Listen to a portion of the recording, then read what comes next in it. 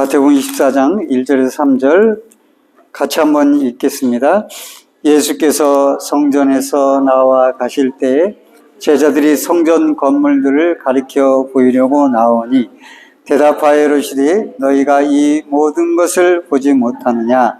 내가 진실로 너희에게 이르노니 돌 하나도 돌 위에 남기지 않고 다 무너뜨려지리라.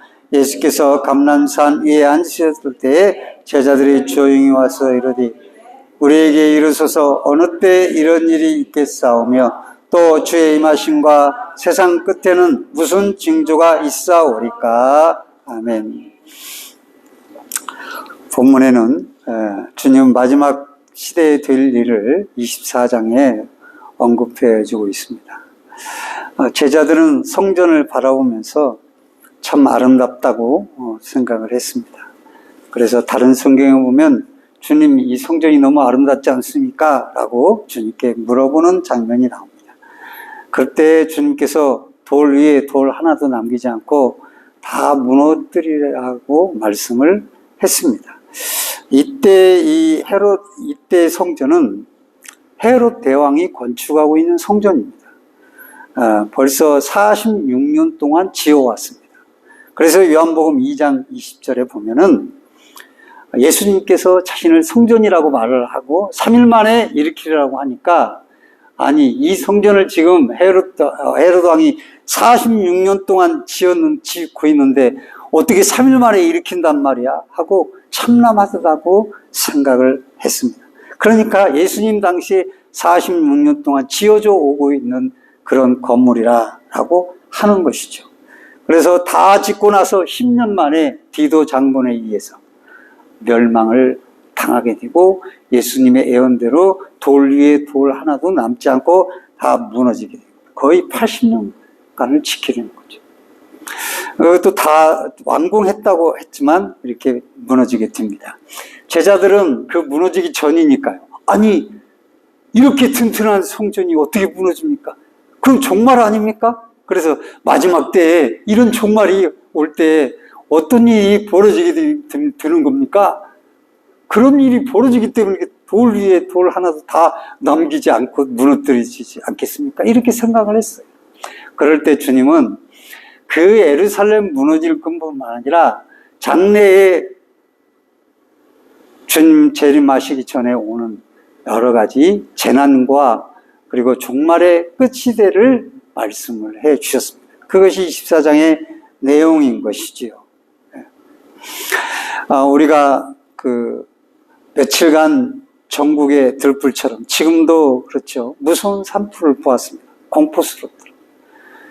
화면으로만 보는데 너무 무서워요. 저도 불불을 좀 가볼까 그런 생각도 해봤습니다만 2년 전에도 LA 산불이 그렇게 엄청나게 태웠거든요. 그러니까 그 무서움을 보았습니다. 그리고 태국과 대만의 지진도 보고 일본의 지진도 보고 세계 곳곳의 지진, 중국의 재난도 보고 일본도 화마로 인해서 중국도 화마로 인해서 난리지 않습니까? 이게 보통 일이 아니에요. 그리고 러시아와 우크라이나 이 전쟁 끊임없어요. 휴전하는가 싶더니 또 계속 터지고 있습니다. 이란을 중심으로 해서 말이죠. 아주 헤즈볼라와 또 하마스를 갖다가 조종을 하는 거예요. 이스라엘을 계속 공격하고 이스라엘도 그들을 공격하면서 전쟁이 끊이질 않아요. 이 오늘날 이 지구촌 시대에 세계 곳곳에 일어나는 모든 일을 다 보고 있습니다. 그리고 그걸 실제적으로 식량이라든지 물가라든지 다 체험하고 있는 거예요. 역대급 앞으로도 열섬이니 뭐니 해서 온난화로 인해서 자외선 오존층이 파괴되고 앞으로 더 많은 재난이 있을 게 틀림없습니다. 열섬이 만일 우리 한국을 지나간다면 온 산은 다 불바다가 될 거고 사람들은 다 열병에 죽어가게 될 거예요. 이런 일들이 이제 벌어지게 되니 이거 어떻게 우리가 준비를 하며 살아야 되는가? 그리스도는 어떤 마음을 갖고 살아야 되는가? 참 답답합니다. 옛날에는 불이 있어도 이렇게 되지는 않았죠. 우리나라 조선시대에 불 난 건 임진왜란 때 국민들이 백성들이 말이죠. 자기들 선주가 버리고 도망갔다고 궁에 불질러서 3분의 1을 태우고 말이죠. 그런 때는 있었습니다만 이렇게 분란되는 거죠. 앞으로는 이게 계속되지 않으리라는 보장이 없어요. 그럴 때 우리는 재난을 올 때 성도들은 어떻게 살아야 되는가. 아마 역대급 재난이 기후로 인해서 또 올 건데, 그럴 때 성도들은 그걸 바라보면서 그 마음이 무디어질 것은 틀림없습니다. 아이고 뭐 이렇게 재난 온다고 그래서 주님 오시는 것도 아니지 않나. 이단들도 하도 마지막 때 뭐 어떻다 그러니까 바로 이게 마지막 때다 그러니까 이단들이 이렇게 강조하니까 기존 교회에서는 말도 못하고 말이죠. 그런 일도 또 씨도 안 먹혀요. 왜? 우리 마음이 무디어. 주님 모신다는 생각이 역대급 재난 상황에서 살아가면서도 마음이 딱 안 부딪히는 거예요. 그러면서 점점 재난은 강화되는 것이죠. 그런데 그게 끝이 아니라는 거예요, 성경. 무엇보다도 일반 은총 아래서 신자나 불신자 똑같은 하늘 아래서 똑같은 공기를 먹습니다. 공기를 마셔요. 그러니까 재난과 사고는, 그리고 가난과 질병과 전쟁의 문제는 신자를 구별하고 불신자를 구별하지 않는 것입니다. 다 같이 오는 거예요. 그러니까 나는 예수 잘 믿었는데 왜 내게 이렇게 전쟁이 오는 거야? 왜 불뒤에서 우리 집이 다 탄 거야? 이렇게 말하는 것은 그 믿음이 아닌 것이죠. 모두가 다 재난, 고난을 받게 돼 있어요. 믿는 자는 안 믿는 자. 차별이 없는 것임을 알아야 됩니다. 또한 과학자들과 재난 전문가들이 방책을 알려줄지라도 그것이 해결책이 근본적으로 될 수가 없다고 하는 것이죠. 사실 우리 주부를 3일 전인가 잡았잖아요. 잡았다고, 거의 90% 잡았다고 이렇게 방송에 나온 것 같은데, 그 비가 이쪽은 많이 알아서 밑에 좀 비가 좀 와서 그래. 1시간만 비가 제대로 와도 사람이 할 수 있는 걸, 하지 못하는 걸 하게 되는 거예요. 이 사람의 힘이 굉장한 것 같아도 아무것도 아닌 거예요, 사실. 어느 누구도 내일 일을 예측할 수 없고, 또 아무리 위로를 해도 위로가 다 될 수가 없는 그런 현상들이 참사들이 앞으로도 많이 일어날 건 틀림없는 사실입니다. 그리고 예수님은 성경의 예언을 볼 때 진짜 재난은 아직 오지 않았다. 그것이 요한계시록의 나팔 재앙과 7대접의 재앙이고, 또 오늘 마태복음 24장에 여러 가지 재앙, 기근, 전쟁, 뭐 이런 재앙들이 오게 된다. 그러면 우리가 어떻게 우리는 이런 시대에 내 믿음을 지키면서 살아갈 수 있는가? 초대교회로 돌아가라. 초대교회가 우리의 모험이지 않냐? 이게 참 어려운 얘기입니다. 어떻게 시대가 다른데 어떻게 초대교회로 들어갑니까? 아니 20년 전하고 지금 오늘 우리의 신앙하고 시대가 완전히 달라졌잖아요.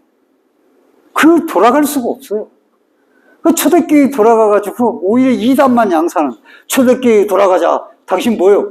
나도 사도요. 하나님이 나를 직접 사도로 임명했다는 그런 교회들이 많습니다, 지금. 그러면 사도까지라고 주장하는 건 좋은데 나는 직접 계시를 봤어. 성경이 아닌 자기가 성경보다 더 뛰어난 직접 계시가 더 뛰어나지. 내가 하나님이 나에게 직접 계시로 말씀해 주셨다. 그래가지고 그런 직접 계시를 주장하고 자기들이 사도다거나 초대교회로 돌아가자는 초대 신사도 운동이 벌어지고 있고, 그런 일로 인해서 이단이 판을 치고 있습니다. 하나님의 교인이 하나님의 어머니니 어머니 오늘 아침에 어머니 하나님의 교회에 붙어있는 포스터 붙었네. 우리 어머니 사랑스러운 물음 막 이렇게 붙어있겠지. 어머니처럼 따뜻하게 감싸주고 볼살피고 얼마나 좋아. 저 교회 가고 싶다. 기존 교회 가니까 목사들이 욕심이 많고 목사들은 탐욕 부리고 교회는 헌금만 하라고. 저런 교회 가야지 위로를 받지. 그럼 다 그리 빠지는 거예요, 사람들. 얼마나 포근한 어머니의 품격입니까? 그렇게 사람들이 미혹되는 거예요, 말세. 근데 주님도 그랬잖아요. 사실 말세에 사람 위해서 미혹되지 말라. 사도시대는 예수님의 권세를 직접 위임받은 사도들이 예수의 복음을 전하던 특별 구원 시대입니다. 거기를 어떻게 돌아갑니까? 그러니까 이게 복음이 증거될 때는 기적과 이적의 역사도 있고 병 고치는 은사도 있지만 말씀이 전해지고부터 다 사라지는 거예요. 그런데 그걸 똑같이 하려고 하고 하는 것은 문제가 있는 거고 어폐가 있는 거고 그렇게 하다가 보니까 이상한 것으로 빠지게 되는 거예요.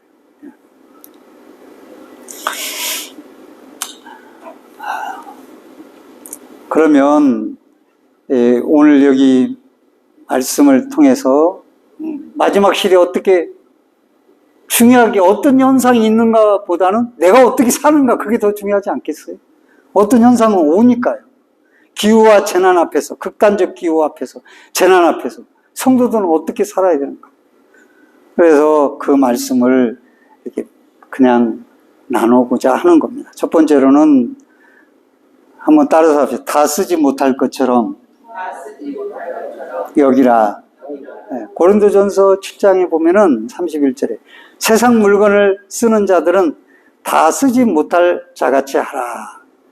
이 말은 잘못 오해 막 쓰라 그 말이 아니라 세상에 막 나에게 있는 거 다 쓰려고 하지 말으라 이거예요. 물건을 사용하되 거기에 빠지지 말고 탐욕을 부리지 말고 삶을 절제하며 살아라 라고 하는 거예요. 편리하고 좋은 세상 문명을 다 소유하거나 다 써보려고 하지 말고 내 삶을 지나가는 세월 아깝다 그런 소리 하지 말고 내 청춘 돌려다오 뭐 이런 소리 하지 말고 그냥 지나간 대로 편안하게 살아라 이거예요. 그걸 다 써보려고 그래 아둥바둥 그렇게 살지 말라 이거예요. 다 누리고 살려고 남들은 저렇게 누리는데 나는 내 인생 뭐야 이러지 말라 이거예요. 무소유를 주장하는 건 아니에요. 기독교는 무소유가 아니에요. 소유를 가지고 있대 그 소유를 나에게 은혜롭게 또 믿음의 근거에서 차분하게 살아라 이거예요. 사용하면서 세상의 그 탐욕과 쾌락과 그런 걸 위해서 쓰려고 막 그렇게 발버둥 치면서 그렇게 해놓고 뭐야 불 속에 다 타서 이 밑에 다 있는데 다 타는 거예요. 현금 다 장판 밑에 숨겨놓고 다 타는 거예요. 아무 소용 없어요. 그러니 너무 그렇게 살지 마세요. 다 살게 돼 있어요. 저도 어떤 때는 돈이 있으면 그래. 그렇게 안 해도 다 살게 돼 있어요. 좀 밥 먹는 거 나중에 소화가 안 돼서요. 아무리 많은 먹을 거 가져다도 못 먹어요. 하루 세 끼. 다 못 먹어요. 왜? 소화가 안 되는데 뭘. 이가 약해져가지고 안 되는 거예요. 그러니 너무 그러지 마세요. 물질적 착취는 이단들이 하는 거예요. 무소유 주장하는 거 기독교에 무소유 또 아무것도 소유하지 마. 그건 또 이단들이 그러는 거예요. 그러면서 다 착취하는 거예요. 이렇게. 적당히 누리고 그 조그만 것도 감사하며 사는 거. 그게 말세를 살아가는 성도들의 삶이에요. 초대교회 때 무소유로 살았잖아. 다 나눠주고 가난하게 살아. 그건 다 초대교회 시대에. 그러지 마. 그리고 너무 또 주님 고난당했는데 내가 그 고난을 대체하려고 그럴 필요도 없어요. 주님이 고난당하지 내가 누려야지 고난의 은혜를. 내가 왜 고난을 당해? 괜히 기둥성자가 그래서 기둥에 올라가 사는 거예요. 물 밑에서 주면 무슨 짓이냐고 그게. 자기가 막 가시밭에 채찍질을 해가지고 피를 흘리고 스스로 주님이 고난당하지 왜 지 죄를 지가 사하려고 우리 고난을 당하냐고. 다 초대교회 이후에 잘못된 그런 신앙들이 생겨난 거예요. 우리는 여러분 주님이 고난당하시 여러분 고난당할 필요가 없어요. 자기 죄를 위해서. 왜 여러분들이 고난당해요? 그저 주신 은혜를 누리는 거예요. 그런 사람들이 죄를 이기고 승리하지. 그렇게 해놓고 그렇게 하라고 그렇게 살라고 주님이 십자가에 못 박혀 죽으신 거 아니에요. 그런 것은 천주교하고 비슷하고 또 잘못된 이단들하고 비슷하게 나가는 거예요. 그리고 두 번째로는 따라서 합시다. 있어도 없는 것처럼 여기라. 예, 없는 것처럼 얘기를 합니다. 형제들아 내가 이 말을 하노니 그때가 단축하여 증거로 안에 있는 자들은 없는 것 같이 하며 그랬습니다. 그러니까 아내의 개념을 이제 물질적인 것, 이제 그 당시의 사고죠. 근데 또 남편도 물질적인 개념을 가지고 있잖아요. 내 남편, 내 아내. 그런데 없는 것 같이 하라는 거예요. 아, 그럼 남편과 아내가 있는데 없는 것 같이 지 맘대로 살아라? 그런 말이 아니죠. 아내가 있어도 없는 것처럼 여기고 남편이 있어도 없는 것처럼 여기라. 자녀가 있어도 내 자녀로 여기지 말라. 그런 말이에요. 육적인 인간관계에서 가정을 무시하고 가정을 파괴하고 아무렇게나 가정을 업신여기라. 그런 말이 아니에요. 아내가 있어도 거기에 막 집착을 하고 자녀에게 집착을 하고 그렇게 하지 말아요. 그래서 뭡니까? 염려에 빠지고 근심에 빠지고 거기서 막 거기에만 행복이 있는 것처럼 하다 보면 오히려 믿음이 쇠퇴하고 오히려 불행해지고 오히려 잘못 나가게 된다. 그러니까 여러분 오늘날 한국교회 신자들이 잘못된 게 뭡니까? 아내도 없는 것처럼 살라 그러는데 친구가 없느니 있느니 어느 교회 나가니까 나는 행복하니 야 이런 시스템 연예인들이 TV만 보는 연예인들이 나와가지고 간증하고 얼마나 멋집니까 교회가 휘황찬란하고 그런 교회 나가니까 나는 행복하다. 다 그거 잘못된 신앙입니다. 없는 것처럼 그런 것이 그를 구원해 주는 게 아닙니다. 자기 착각이든지 미혹을 위한 가장된 거짓말이에요. 아유 내가 가니 우리 목사님이 좋아. 이렇게 불이나 사람 믿고 신앙생활 뭘 좋아. 그래서 행복해. 뭘 행복해. 없는 것처럼. 그런 것에 의해서 좌우되지 말라 이거예요. 성경과 예수님의 가르침에 의하면 땅에 완전한 가정, 완전한 행복은 없어요. 또 완전한 교회도 있고요. 부족한 것에서 행복을 건져내는 게 필요해요. 비판을 많이 하는 사람일수록 이단에 빠지는 거예요. 교회가 뭐야, 목사가 왜 저 모양이야. 그런 사람들이 잘못된 데 확 빠지는 거예요. 그런데 거기 가서 다 털리고 다 죽어 나서도 찬양하고 있는 거예요. 얼마나 어렵습니까? 성도는 위의 것을 바라보라는 골로새서의 말씀을 상기하고 항상 땅의 것에 집착하지 말고 마음을 조금 접어서 위를 바라보고 살라라는 그런 말씀. 세 번째로는 따라서 자유자가 되라. 예, 자유자가 되라. 그 주 안에서 부르심을 받은 고린도전서 7장 22절에 주 안에서 부르심을 받은 자 중에 자는 종이라도 주께서 부르신 자유인이요 또 그와 같이 자유인이 있을 때 부르심을 받은 자는 그리스도의 종이라. 이 말씀은 우리가 자유자가 되라니까 방임 많은 삶을 살라라는 그 말이 아니라 무엇인가에 의해서 땅의 것에 얽매이지 말라는 거예요. 여러분들이 얽매일 경우가 많잖아요. 그래서 내 신앙에 위해를 가하고 쇠퇴하고 내가 영적으로나 육적으로 손해를 본 경우가 많아요. 얽매이지만. 그래서 성경에 우리나라의 성경에는 술 취하지 말라, 술을 먹는 걸 보지도 말라, 술 취하지 말라 이는 방탕한 것이 이런 말씀 다 하셨어요. 문화적 차이가 있어서 근동에서는 포도주를 물처럼 그렇게 먹을 수밖에 없는 그런 상황이니까 거기서는 취하지 말아야 되겠지. 포도주를 적당히 음료로 먹어야 돼. 음료수죠. 물처럼 먹어야 돼. 그러기 때문에 초대 한국교회 선교사들이 와가지고 4가지를 정했어요. 술, 담배, 전화벨. 끝이. 괜찮아. 천천히 하세요.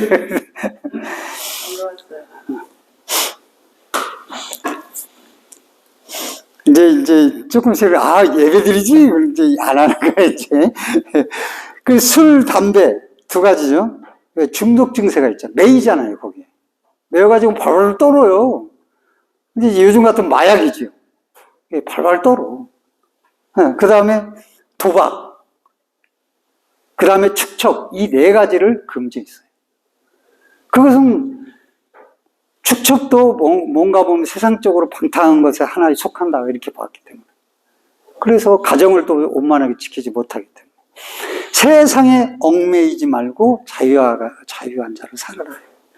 여러분들이 마음에 얽매인 게 있을 수 있어요. 뭐 때문에 얽매이는 거야. 예?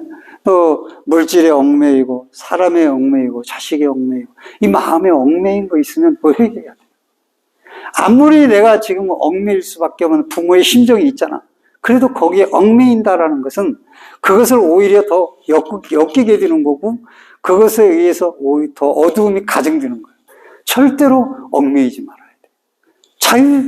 종으로 그리스도 안에서 부름받아서 자유인이라는 거예요. 근데 왜 그 얽매에서 종노릇 하냐 이거예요.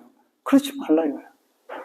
그러니까 여러분들이 나를 얽매이게 하는 이것들은 기피해야 되고 그리스도인의 삶이 아니라는 것을 꼭 생각을 해야 돼요.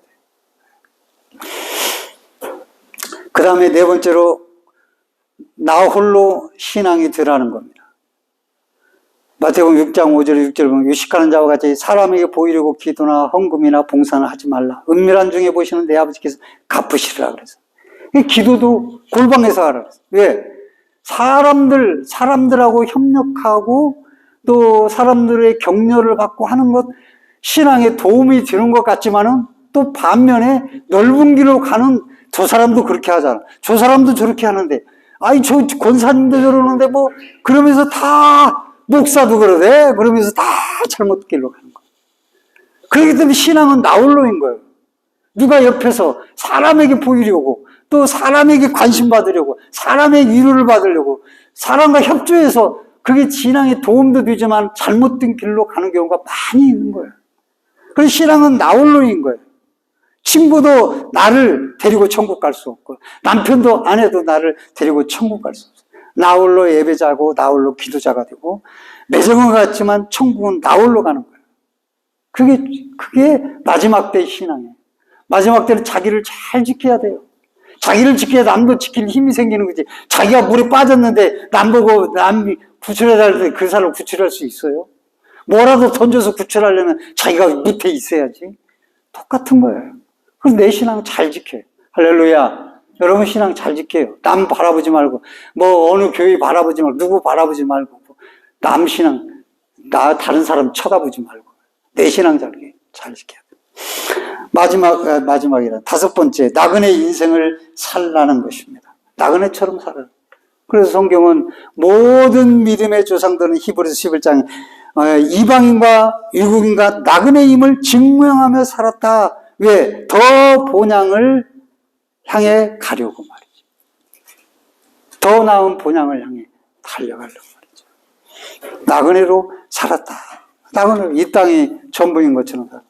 그 다음에 여섯 번째로, 천년이 하루 같고 하루가 천년같이 살아라. 그래서 베드로후서 3장 8절의 말씀인가요? 그 말은 무엇이겠습니까? 하루, 오늘을 아무렇게나 불신앙으로 살고, 그 다음에 멀었는데 그게 아니라는 거예요. 또 천년의 긴 것도 한순간에 지치지 말고 인내함으로 믿음을 지키면서 살아라.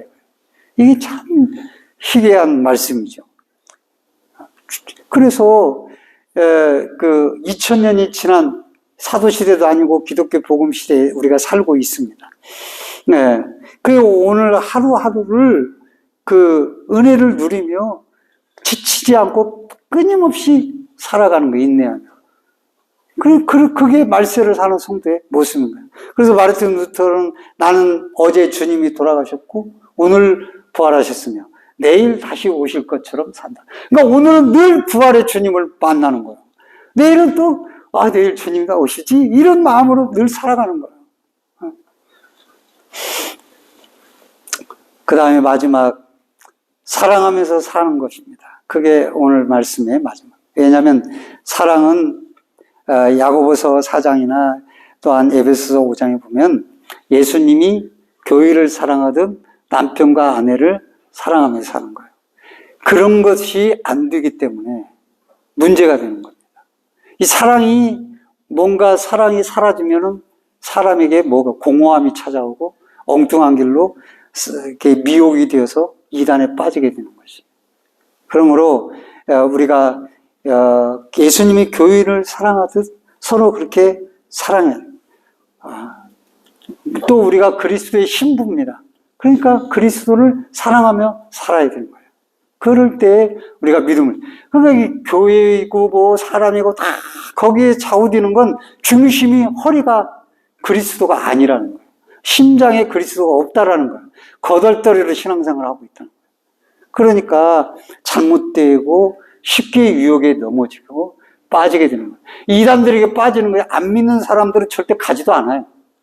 근데 꼭 믿는 사람들이 가가지고 교회 가서 위로를 못 받는다고 그러고 그래가지고 거기 가서 빠지는 거예요. 믿는 사람들이. 거기 가면 권사님부터 해서 장로님부터 해서 많이 있을 거예요. 이단들 찾아가고.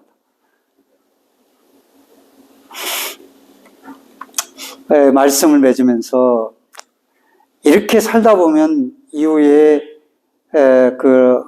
이단에 빠지지 않고 악한 영에 빠지지 않고 말씀으로 그리스도인의 행복한 삶을 살 수 있습니다. 그리고 재난 앞에서도 기근 앞에서도 겸허하게 하나님이 주신 은혜를 바라보면서 자신의 믿음을 돌아보면서 신실하게 그렇게 성실하게 유지하면서 이 세상을 조금 띄어서 바라보면서 믿음으로 끝까지 살아가는 성도가 되는 거예요. 저와 여러분 이렇게 재난이 많은 이 세상의 쾌락은 물리치고 또한 믿음으로 성실하게 꾸준히 주님 오실 때를 바라보면서 신실하게 살아가는 저와 여러분이 되시기를 주님의 이름으로 축원드립니다.